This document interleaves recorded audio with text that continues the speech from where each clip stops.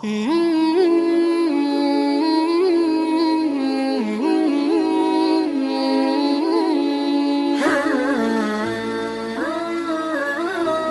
ابن کثیر نے مسند احمد کی ایک روایت نقل کی ہے کہ فرمایا رسول اللہ صلی اللہ علیہ وسلم نے دل 4 قسم ہوتے ہیں، دل کے 4 طرح کا دل ہوتا ہے۔ ایک تو وہ دل ہیں جو مومن کا دل ہوتا ہے، ایک دم صاف شفاف، پانی کی طرح صاف اور آئینے کی طرح شفاف، ایک دم بالکل صاف دل جو حق بات کو قبول کر لیتا ہے، اور اللہ تعالیٰ کی طرف سے جو چیز بھی سنائی جائے، اللہ کا حکم کوئی سنائی جائے تو وہ اللہ کے ڈر سے، عظمت سے اپنے سر کو جھکا لیتا ہے،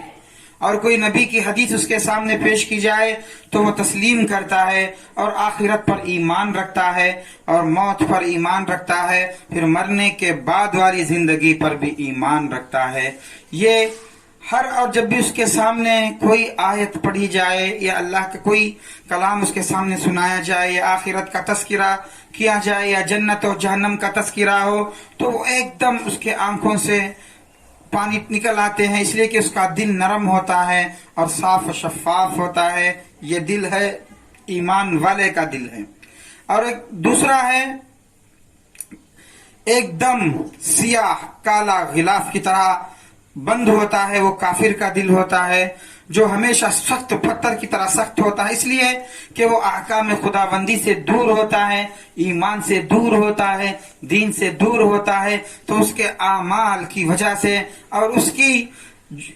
جھٹلانے کی وجہ سے اللہ کو اس کا دل سخت ہو جاتا ہے اور اس کا دل کالا ہو جاتا ہے۔ اسی بنا پر نہ اس کو کوئی حق بات اس کے پلے پڑتی ہے، نہ اس کو کوئی چیز سمجھ میں آتی ہے، ہاں نہ وہ کسی نہ ڈر نہ کوئی خوف، نہ اس کے مرنے کے بعد زندہ ہونے کی کوئی اس کا یقین ہوتا ہے، نہ وہ جنت کا نہ جہنم کا، کسی چیز سے وہ بے بہا ہوتا ہے، اسی لیے اس کا دل سخت ہوتا ہے اور کالا ہو جاتا ہے۔ ہاں تیسرا دل ہوتا ہے وہ ایک منافق میں پھر 2 طرح کے ہیں۔ ایک منافق تو وہ ہے جو جانتا ہے کہ اسلام حق ہے اور دین اسلام ہی سچا مذہب ہے، اور آپ ہی نبی ہیں، اور آپ سچے نبی ہیں، سچے رسول ہیں، اور دین حق ہے، قرآن حق ہے، سب چیزیں حق ہے، جانتا لیکن پھر بھی انکار کر دیتا ہے، جان کر بھی انکار۔ ہاں یہ وہ دل ہوتا ہے، اس کا دل ایسا ہوتا ہے کہ وہ الٹے ہوئے ہوتا ہے، وہ